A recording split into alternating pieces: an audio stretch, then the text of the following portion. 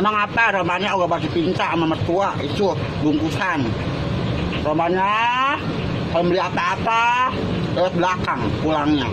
Tak dipinta mertua. Jadi mantu sih begitu, pelit banget. Boleh-boleh anjanin kali mertua mau makan apa. Orang mah jangan begitu apa.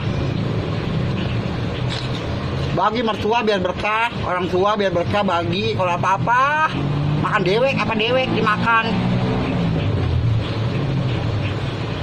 Kalau udah basi baru dikasih orang, begitu. Jadi orang begitu loh. Rumah lo kurung setinggi-tingginya. Agak boleh itu namanya nyimplong saudara. Agak boleh saudara ngau ke rumah lo, begitu. Kalau main ke rumah saudara, kadang-kadang ke situ saudara datang ke situ. Ngetok pintunya susah banget lah. Makanya bela segala macem lah. Tinggal di kampung aja. Ingat, lagi susahnya lo bagaimana tadiannya.